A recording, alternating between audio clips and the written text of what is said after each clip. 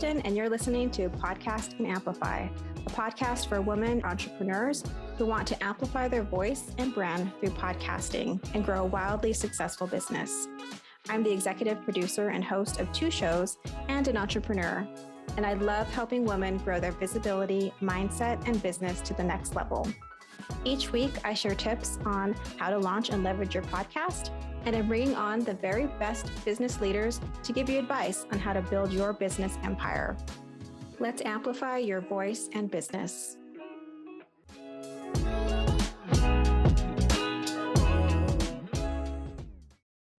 Okay, welcome back to the Podcast and Amplify podcast.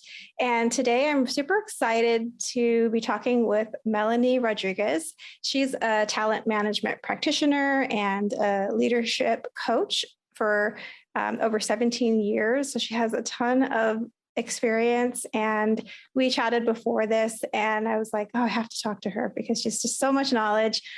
She's really passionate about supporting Latina leaders and highlighting their cultural values in ways that really allow them to lead authentically. So that's really what we're going to talk about today, is how to show up authentically, which can be a little scary, I think, sometimes, maybe a little bit intimidating, but I think it really is the best way to show up. It's the best way to connect with people and grow your audience or your business. So we're going to get into a few of these questions, but thank you, Melanie, for being on the show. Thank you for having me. I appreciate the invitation. I'm excited.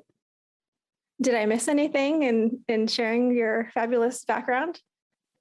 I guess I have worked in the talent management field for quite a while, 17 years, as you mentioned. So I have a PhD in that focuses, my research was really around cultural intelligence and helping people to understand how to live their values as they work in developing themselves and others. So I'm really excited. I mean, this is definitely an area I'm passionate about for a lot of reasons, but I love the fact that I was able to research that as part of my doctoral program as well, just to really put some science behind it.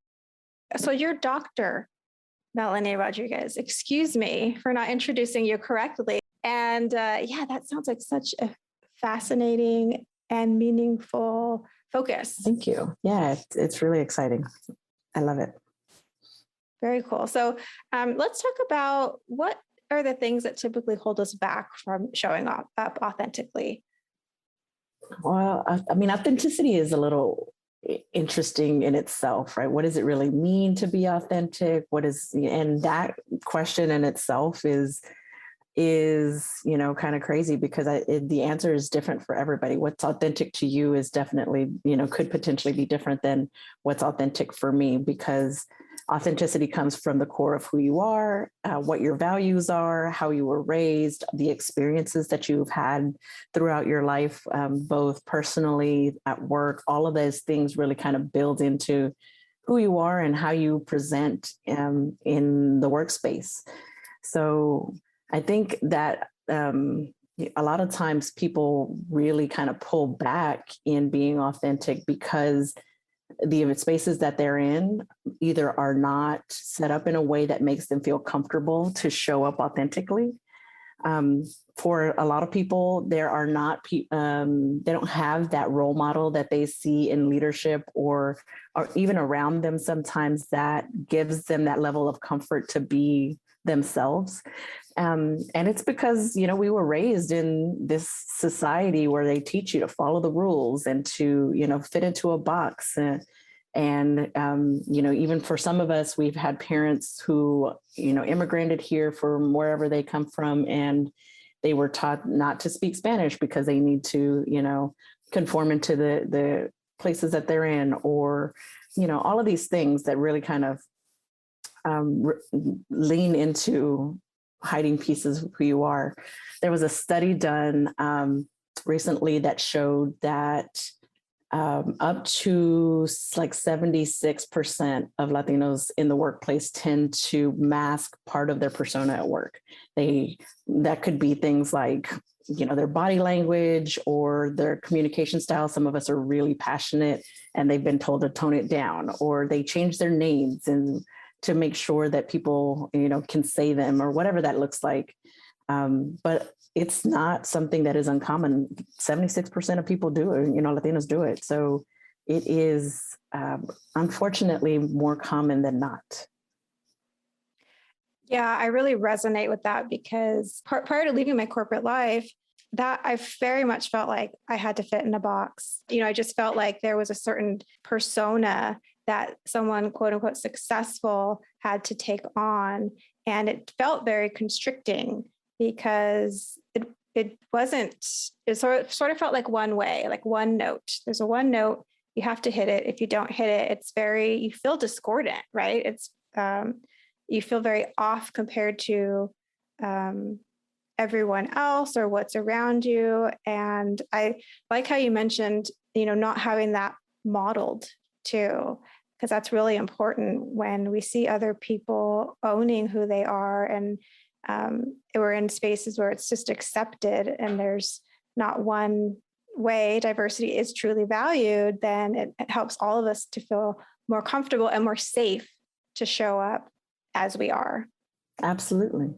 Well, and it's very true, right? So that you mentioned that you tend to want to conform to what you see, what success looks like. So the people who are in those roles that you want to be in, or the leaders, the types of leaders that you think that you want to be, we tend to emulate what we want to be. Like they always say, fake it till you make it, or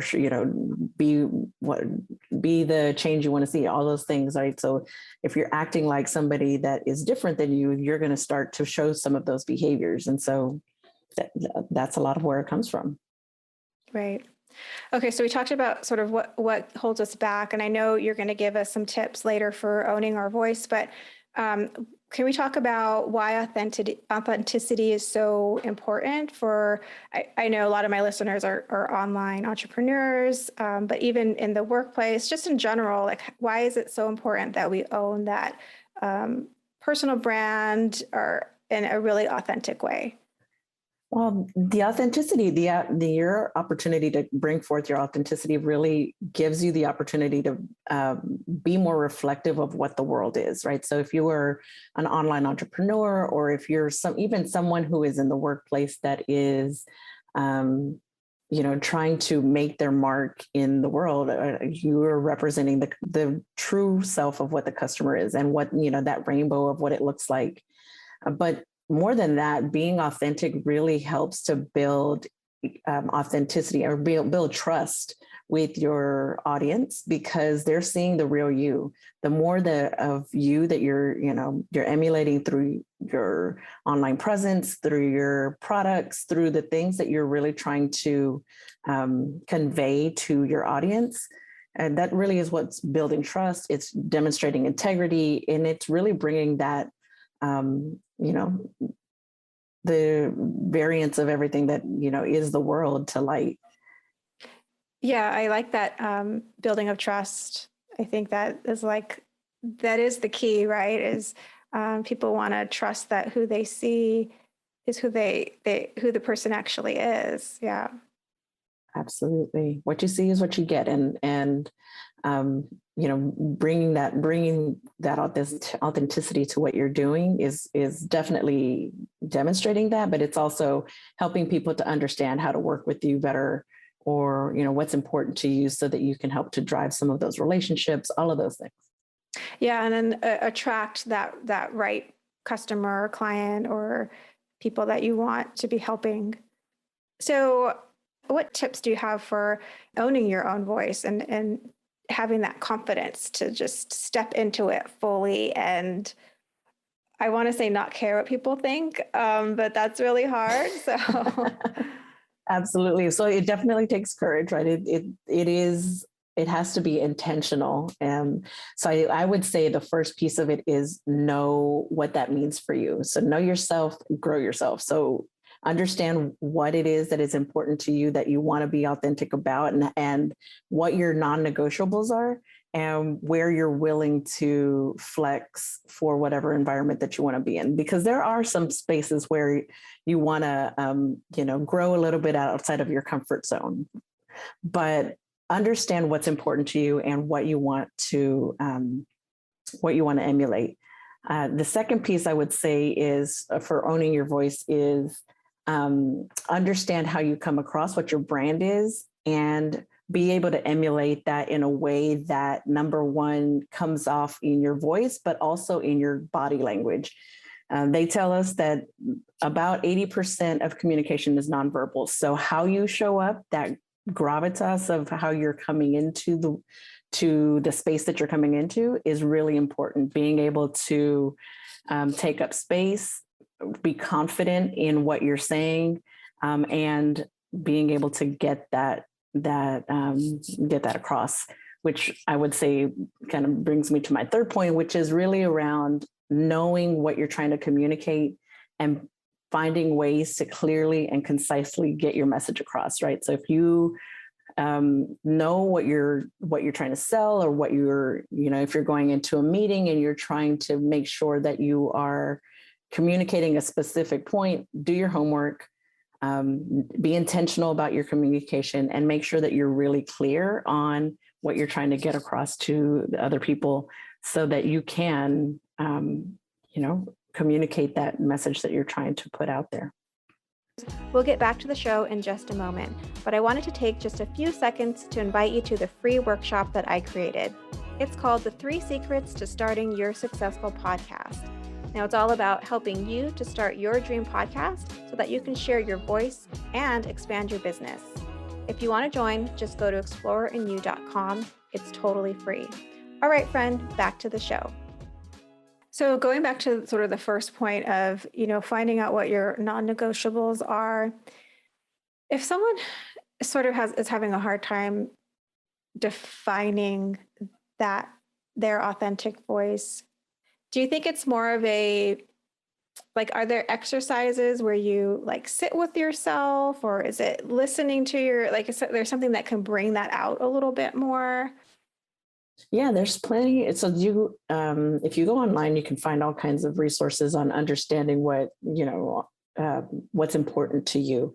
So that piece of authenticity is really about your value set, right? It's about what's important to you as an individual. So for some people, that is, it is, for example, their integrity. So if integrity is really important to you, what does that look like in your daily behaviors? And, how do you want it to come across? If a value that you feel that you can flex more on, let's say, for example, it might be not necessarily a value, but a characteristic would be a person that is more introverted and, non-social, like they just tend to be more quiet and reserved and whatever, but they know that they want to, be in an online market where they have to market their business, or they have to communicate with customers, or whatever that looks like. So understanding that they are going to need to flex a little bit in how they show up online, but also be able to find ways to recharge their energy in a more independent way that will help them to feel that the more quiet side of their persona. Yeah. And what I hear you saying, what the word comes to me is integrity, sort of staying in integrity with your values, but also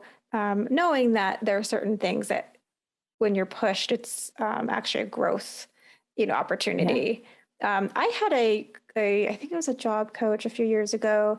She had me write what my ideal day was, very specifically, and what that looked like. And I think what I discovered from that writing exercise, and it's so simple that I can't believe I never thought to do it before, but was that freedom was one of my top values, because I was able to look at what does my day look like? And it's what I'm writing is this vision of being able to do a lot more different things than I was doing getting up and going to my 9-to-5 job. Yes. It was obvious that the place I was in wasn't supporting the place I wanted to be in.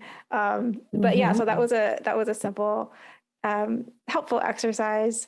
And yes, I'm sure there are a lot of things online that, can help you, exercises that can help you, sort of just I think it's great to write things down. Writing is a great way of processing. I don't know if you find that?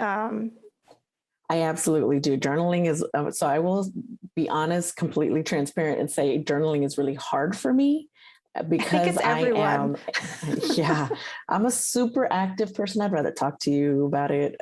But sitting down and journaling is definitely a challenge for me because it's more, um, because of the introspection that it takes and because it takes, you have to sit there and be still and do it. And that's hard for me. But it is really, really important. And I make myself do it. That's one of the things that I push myself outside of my comfort zone on, because I know how important it is to reflect on these things. Right. So, because that is how we learn and grow. So yes. So I think journaling is a great way to do that. And, sit and think about what does your ideal day look like, or what is important to you in where you're at versus where you want to be. For people, for entrepreneurs, it could be understanding what about that freedom for entrepreneurship looks like. And, why, coming back to the why that is important to them. For people in business, it could be also understanding, where you're at within your career, where you want to go, and what you're willing to do to get there. So as an example, with the whole tone it down thing, is, for both for online business and for within a corporate environment, people tend to, as Latinos, we're kind of all over the space, right? We have some people who are really quiet. We have some people who are very loud and boisterous and bold and animated, let's say.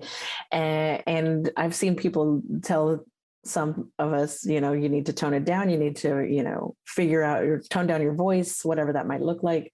And the flip side, I've heard people say, you don't speak enough. I don't hear your opinion, whatever. So finding that balance of where you're at and what's important to you. So if it is important to you to make sure that you're communicating your passion and, you don't want to tone it down, quote unquote, then finding ways to articulate your message in a way that's making sure that you're getting your point across in a way that the person that the audience that you're communicating to is going to get it, right? So that you're not you're not drowning out your message, but you're also being really clear on what you're trying to get across. Yeah, that's really tricky. We're figuring out where you fit in that space. I'm definitely the introvert, quiet. I think the values that I was brought up with was like very much along the lines of like be modest, kind of don't like kind of who are you to like raise your hand too much. So I come from that sort of conditioning, I suppose. And then I totally hear what you're saying, where there's the other spectrum and it's like, I'm here and, I'm maybe a touch more expressive than what everyone else here is comfortable with. And you're kind of making me think of like, how do we show up authentically in these spaces? And you had mentioned this before when we talked before, that spaces that weren't meant for us. And I thought that was really powerful, the way that you phrased that. And how do we not like police ourselves? You know what I mean? Like, it's just like not, it's kind of like two sides of the coin, right? Because I get having to tamp down. And then from my personal experience, I get having to show up more, like pull myself to like show up in a different way and like speak up in meetings, and so challenging. And then I'm like, oh, I don't feel like me, but this is how I have to be. Yeah, it's tiring. Yeah, it is tiring. I was raised very similarly, where it's like you are more in the shadows than don't not. Speak right? Until spoken to. Yes. So the hierarchy thing, the calladita te ves más bonita, all of that stuff really influences how you show up. And it can be really hard to get comfortable with making sure that people see the value that you're bringing to the table. when you're that way, because when you were raised that way, because it can feel like you are being ungrateful, or that you're being creída, or that you're being, whatever that is, for some people, right? So, but the importance there is really making sure is, again, finding out what's important to you. And if this is that promotion or that raise or that next customer is something that's important to you, then you're going to have to figure out how to get there, and how to communicate how to communicate in a way that's going to get your point across. Right. And knowing, I think just trusting too, that especially out here in sort of the online space, I think it's different, and it's a little bit, I don't know if it's easier. I don't know if that's the right word, but I feel like if you show up authentically, then, and have that trust that the people who are supposed to hear your message, who are supposed to resonate with you, they will. Mm-hmm. I think that's sort of the power of really honing in on who you are, your message, and who you want to speak to. That way you can show up, circling back to what we talked about earlier of like modeling, having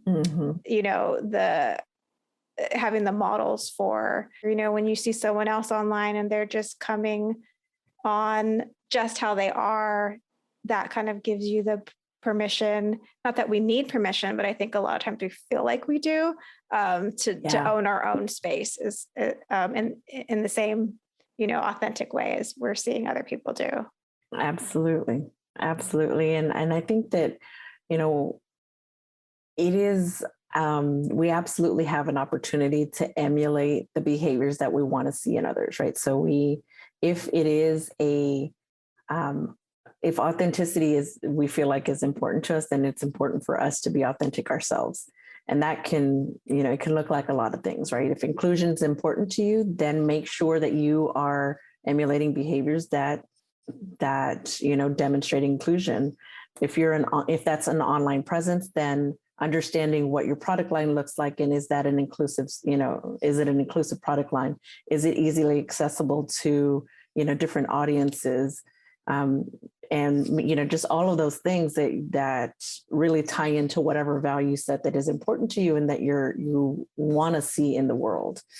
Yes. Right. Yeah. And living it out, right? Like I feel like that's Absolutely. What I hear you saying is just like living out.